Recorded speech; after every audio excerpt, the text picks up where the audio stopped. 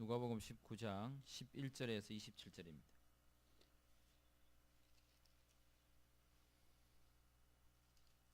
신약성경 128쪽 누가복음 19장 11절에서 27절.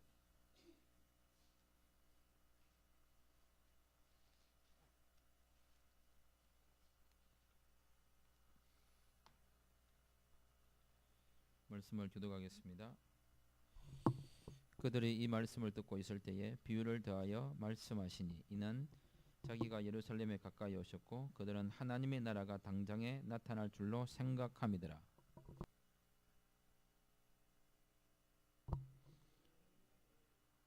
그 종 열을 불러 은하 열 머나를 주며 이르되 내가 돌아올 때까지 장사하라 하니라.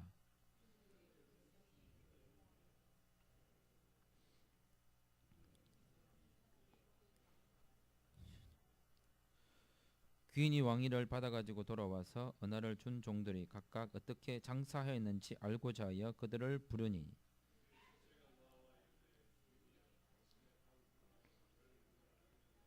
주인이 이르되 잘하였다 착한 종이여 네가 지극히 작은 것에 충성하였으니 열 고을 권세를 차지하라 하고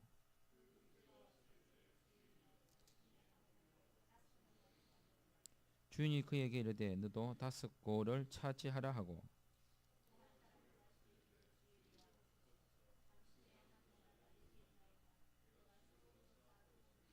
는 당신이 엄한 사람인 것을 내가 무서워함이라. 당신은 두지 않는 것을 취하고 심지 않은 것을 거두나이다.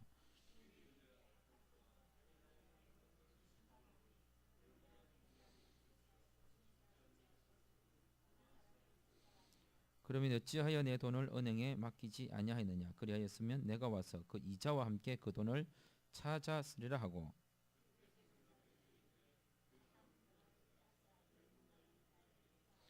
그들이 이르되 주여 그에게 이미 열 머나가 있나이다.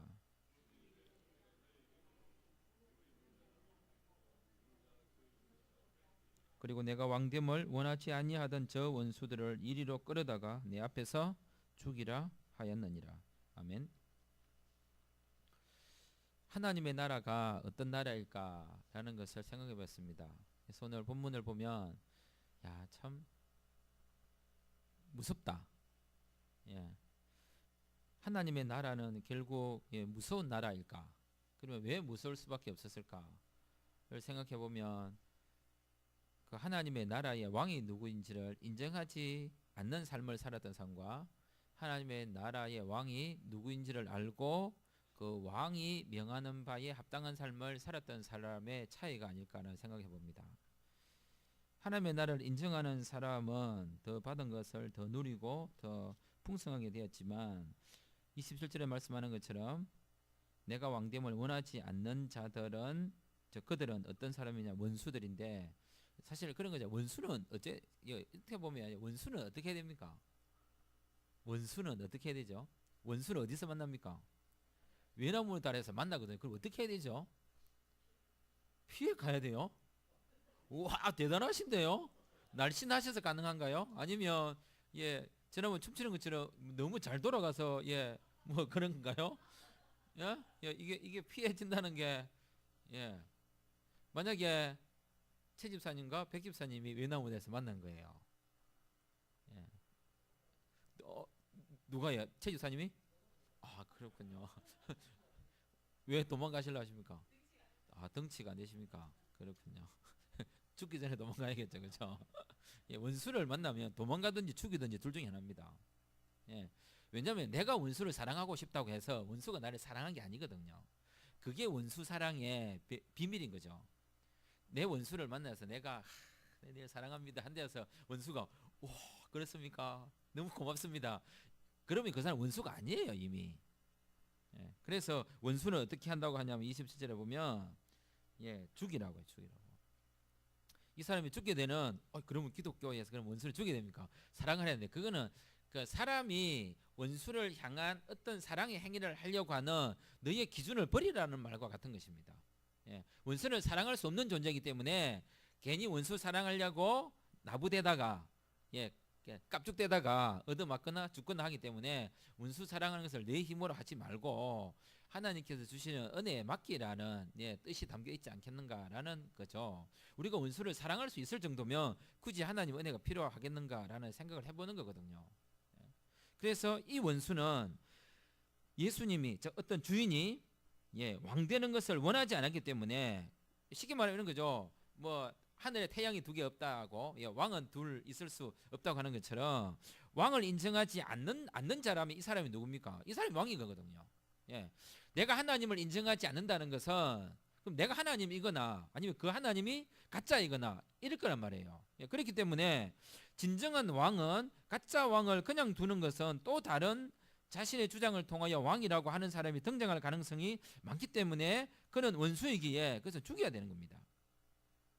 그런데 이 원수가 그러면 어떤 모습을 가지고 오늘 본문에 나타나느냐면 하나님의 나라를 설명할 때에 이렇게 이야기합니다.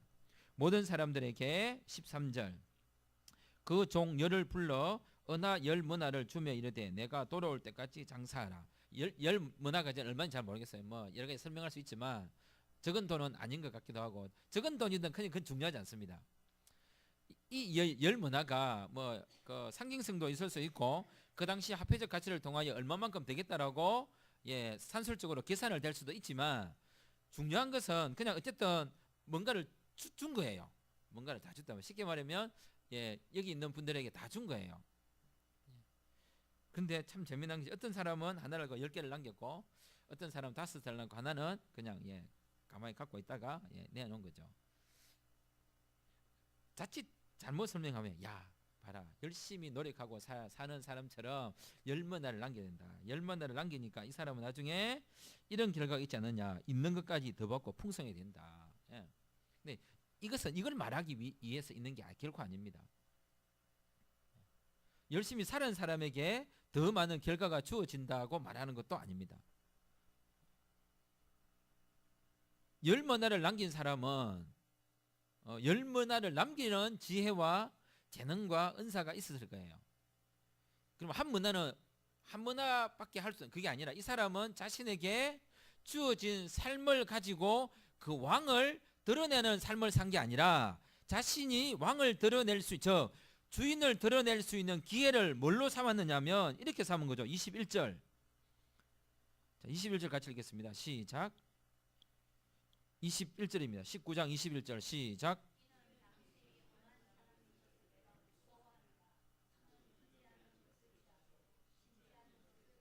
이렇게 말한 사람을 그 주인은 뭐라고 평가했느냐면 22절에 악한 종이라고 했습니다. 악한 종. 그리고 그 악함이 어디까지 연결되느냐면 결국 27절 그 악함은 내가 왕됨을 원하지 않는 원수이기 때문에 너는 죽는다라고 했습니다. 즉 이것은 뭐냐면 자신에게 준 어떤 재능, 시간인지 돈인지 삶인지 뭐 지혜인지 뭐 뭔지 모르지만 자신에게 준 그것으로 왕이 왕 되도록 하는 데 사용하거나 주인을 빛나게 하거나 주인의 것이 불어나도록 하거나 주인이 내게 맡긴 이유가 있겠지라고 하는 것을 산 삶이 아니라 이 사람은 그것으로 어떤 삶을 살았냐면 당신이 엄한 사람인 것을 증명한 삶을 살았고 당신이 무서운 사람인 것을 증명한 삶을 살은 거예요. 다른 사람은 어떻게 살았습니까? 다른 사람은 주인이 이걸 주었구나. 그러면 이걸 가지고 내가 어떻게 주인을 빛나게 하지? 이걸 가지고 어떻게 이것을 주인이 내게 준 거야 라는 사실을 고백하는 삶을 산 거죠.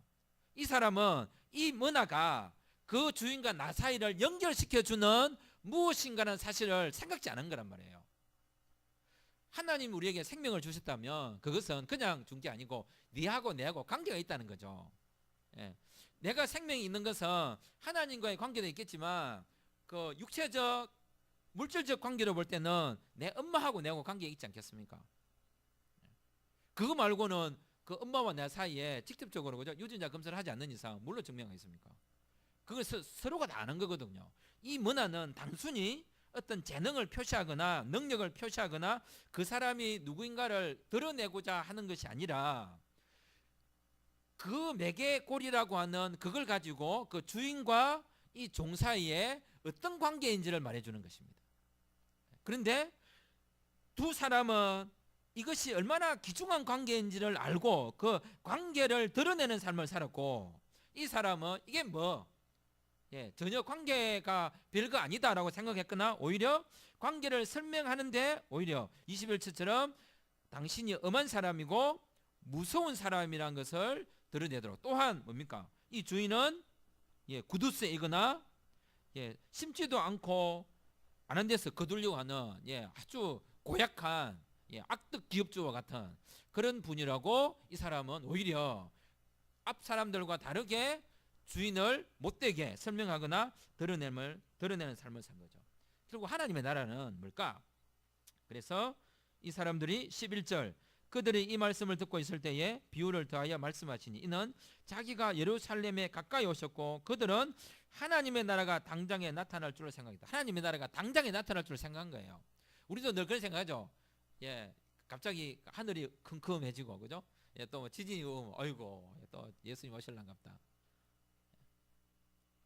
그런 마음을 갖는 것은 당연한 마음이고, 그런 생각을 갖는 것은 좀 연약한 인간의 자신의 부족을 이 은혜 속에 또 고백하는 그런 마음일 수 있습니다. 그런데 예수님이 이 말씀을 하신 것은 사람들이 하나님의 나라에 당장에 나타날 줄 아는 거죠. 그래서 이제 다 정리하고 다 걷어치우고 이제 이리 할 줄로 생각한 거예요. 이 말씀을 하신 것은 더 쉽게 말하면 뭐예요? 하나님의 나라가 당장에 안 온다 이 말이에요. 사람들이 그렇게 생각하면 안 된다는 거죠. 그렇게 생각하고 삶을 함부로 살아서도 안 되고요. 삶을 몽땅 정리해가지고 어디에 막 다가 바쳐도 안 되고요. 여러분의 돈은 여러분의 주머니에 꼭꼭 두고 계셔야 됩니다. 맞죠? 그걸 뭐 어디 갖다 막 바치고 이래 하는 게 아니거든요. 분명히 자신에게 준 그 돈이라면, 그 생명이라면, 그 시간이라면, 어떤 뭐 물건이라면 그걸 가지고 이걸 내게 허락하신 그분과 어떤 관계가 있는지를 자기가 살아가면서 설명해야 됩니다. 만약에 자식이 내게 있다면 그 자식이 내게 있는 사람은 그 자식을 통해 가지고 하나님과 내가 어떤 관계가 있는지를 설명해야 됩니다. 내게 시간이 있다면 그 시간을 가지고 하나님과 나 사이에 어떤 관계가 있는지를 설명해야 됩니다. 그 설명이 첫 번째, 두 번째 종들처럼 설명할 것인지 세 번째 종처럼, 악한 종처럼 설명할 건지는 우리가 선택하는 거란 말이죠. 하나님의 나라를 그래서 뭘로 설명하냐, 이렇게 설명합니다. 그래서 13, 14, 15절 계속 이야기하면서 하나님의 나라는 일상의 삶이라고 이야기합니다. 하나님의 나라는 살아야 할 삶이지, 그죠? 어떤 그 초자연적인 현상들을 만들어내어 사람들로 하여금 두려워 떠는 게 아니라, 이거 보십시오. 이 비유들을 보면 그냥 뭐 돈이 있습니다, 장사를 했습니다, 남겼습니다. 얼마나 일상적인 일입니까? 하나님의 나라라 급작스럽게 와서 모든 것을 정리해버릴 게 아니라 각자에게 주어진 삶의 시간 속에서 각자가 살아야 되는 삶이 있다는 사실을 지금 예수님 우리에게 이야기해 주고 있습니다. 이 비유를 통해 갖고 누가 얼마나 대단한 능력을 가졌는지, 누가 더 하나님을 더 많이 높였는지 문제가 아니라 각자가 받은 자신의 삶 속에서 그걸 가지고 하나님을 어떻게 드러내고 고백하고 내가 그걸 누리고 살 것인가를 예수님은 지금 이 비유를 통해서 말씀하고 있는 것이 아닌가라는 생각을 해봅니다. 어쩌면 그래서 일상 속에서 내가 살아가면서 또 다른 하나는 뭘 드러내야 되냐면 예수님의 원수가 드러나도록 하는 나라가 하나님의 나라입니다. 예수님이 왕이라고 고백한, 즉 주인이 왕이라고 고백하는 사람과 고백하지 않는 사람이 분명하게 드러날 수밖에 없도록 되어 있습니다. 그것은 뭐 특별한 행동이 아니라 삶 속에서 보인단 말이에요. 정당한 삶을 사는 사람과 그렇지 못한 삶을 사는 사람, 단순히 이 사람이, 마지막 사람이 게으른 사람, 아무것도 하지 않는 이런 사람을 말하는 게 아니라 아까 말한 것처럼 관계성을 이야기하는 것입니다. 자신에게 주어져 있는 그 작은 것 무엇이라도 분명히 가진 게 있고 뭔가 있을 텐데 그걸 가지고 그 속에서 하나님을, 사람이 누워 있으면서도 하나님을 드러낼 수 있습니다. 바삐 움직이는 사람과 좋은 결과를 만들어내는 사람만 성실한 삶을 살아서 하나님을 하나님께 드러내는 게 아니라 어쩌면 더 바삐 사는 사람, 바꿔 말하면 바쁘게 사는 사람이 또 다른 행동을 할 수도 있는 거죠. 저 하나님께 주는 거 별로 싫어요. 저는 제가 노력해서 하겠습니다. 하나님 주는 거, 하나님께 주신 것은 딱 놔두고요. 필요할 때 쓰겠습니다. 지금은 필요 없고요. 제가 다 해보겠습니다. 라고 할 수도 있습니다. 자신이 어떤 형태의 삶을 살았다는 게 아니라 내게 주어져 있는 그 어떤 무엇이라도 그것은 주인과 연결되어 있는 것으로서 그 어떤 무엇들은 모두가 다 주인이 준 것이라는 사실을 드러내도록 하는 데 있다는 거죠. 그걸 어떻게 드러낼 것인가가 중요한. 그래서 하나님의 나라의 삶을 사는 이 문화 비유 앞에서 우리는 뭘 생각해야 되냐면, 쉽게 이야기하면 잘난 척할 필요가 없다는 겁니다. 왜 그럴까요? 그 본질적인 질문은 13절입니다. 13절 같이 읽겠습니다. 13절 시작.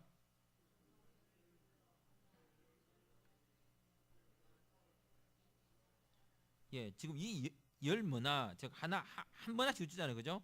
그럼 이 한 문화를 10만원을 주면 어쨌든 나누어 줬는데 이 원래 문화가 누구 거냐는 거죠. 주인 거였습니다. 주인 거. 자기 게 아니라 이 본문은 아까 앞에 16장 17절에 보면 이랬잖아요. 지극히 작은 속에 충성한 정에게 잘했다니까. 아닙니다.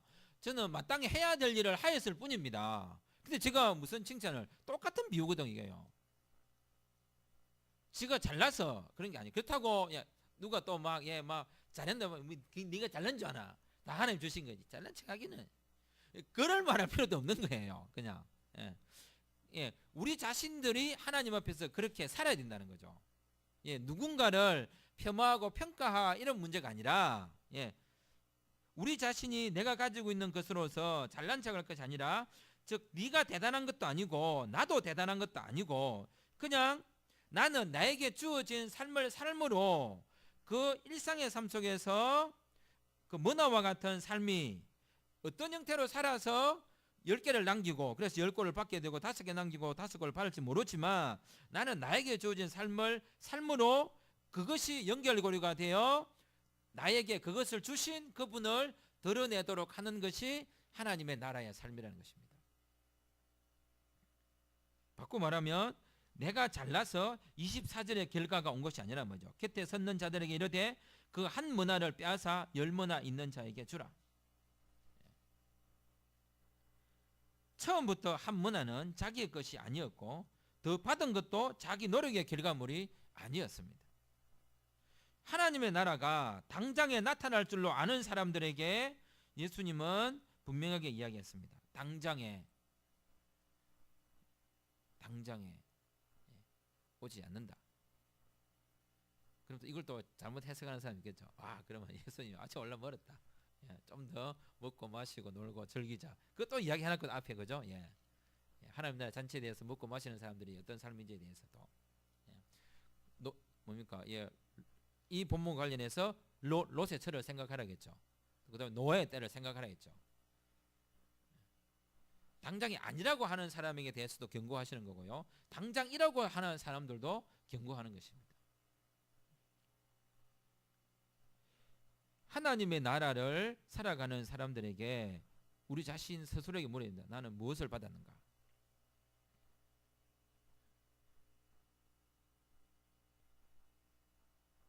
결국 또 우리는 두 번째 질문입니다. 첫 번째가 나는 무엇을 받았는가? 두 번째는 나는 하나님을 어떻게 생각하고 있는가? 이 악한 종은 하나님을 어떻게 생각했습니까? 엄한 사람이고 싹군이고 무서운 분이라고 이야기했습니다. 그렇다고 단순히 그냥 하나님은 좋은 분이에요, 은혜로운 분이에요, 감사한 분이에요, 모든 걸 주신 분이에요 라고 진심이 담기지 않는 미사오구를 쓸 필요는 없습니다.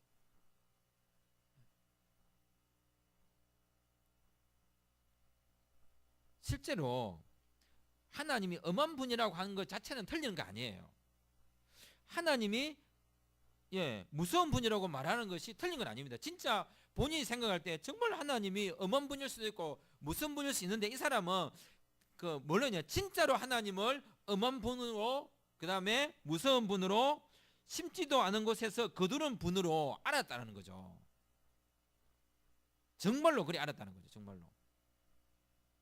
자신의 처지나 자신의 입장과 자신의 행동은 생각하지 않고 그분 자체가 엄한 분이고 무서운 분이고 싹군인데 그 싹군 같은 주인이 주는 돈을 어떻게 받습니까? 이 사람은 그래서 계산을 한 거예요. 이러면 내 처지를 보자 하니, 내 능력을 보자 하니, 내 배움을 생각하니, 나의 신체적 구조를 생각하니, 내가 자라온 배경을 생각하니, 내 환경을 생각하니 이 돈을 괜히 썼다가 분명히 저 주인은 엄한 분이고 무서운 사람이고 두지 않은 것을 취하고 심지 않은 것을 거두는 분인데 괜히 넙죽 받았다가 이건 낭패당하는 거 아닌가라고 생각했던 것 같습니다.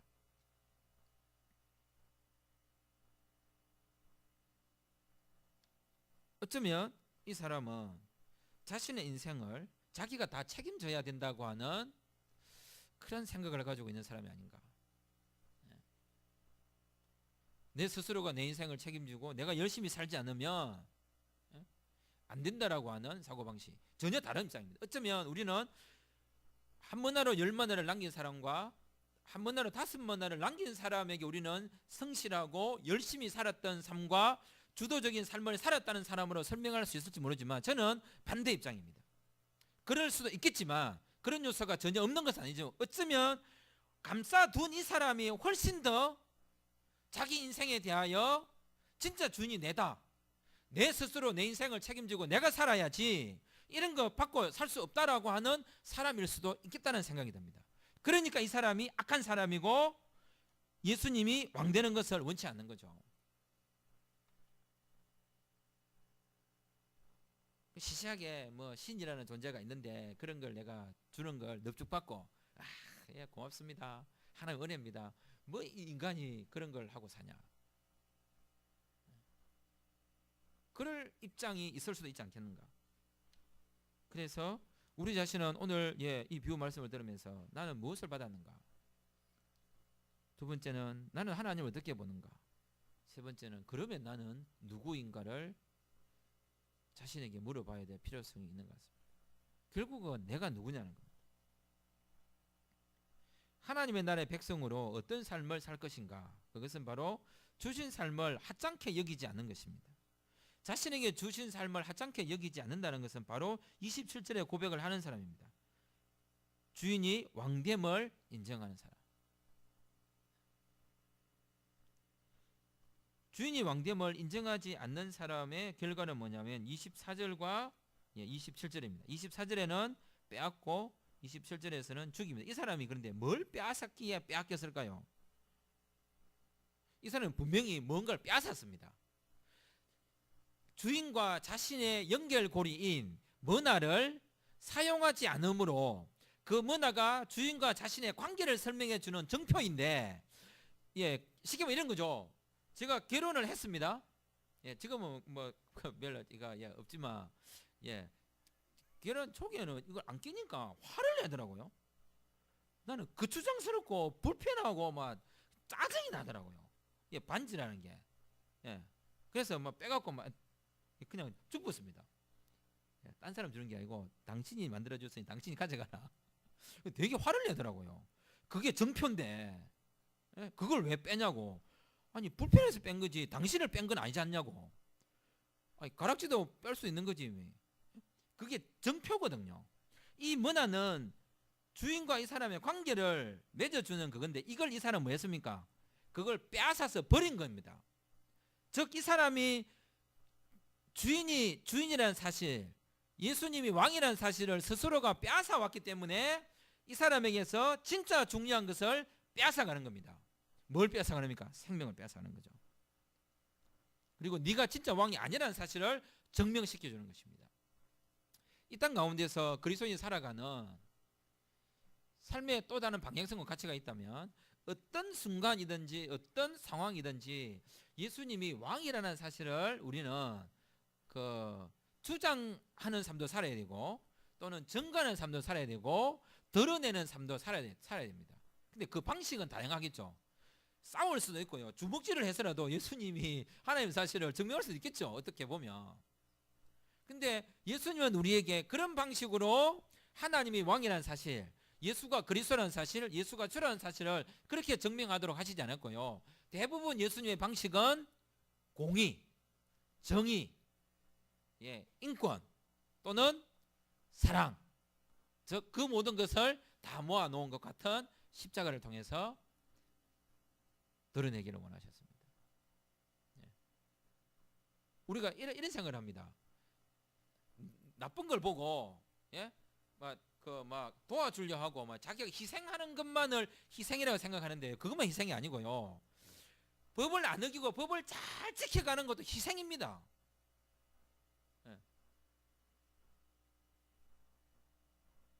뭔가 자기가 손해보는 것만 희생이 아니고요. 정당한 방법으로 살았더니 이익이 온 것도 희생입니다. 왜? 정당한 방법을 취하지 않고 나쁜 방법을 택했으면 더 많이 벌 수 있었잖아요.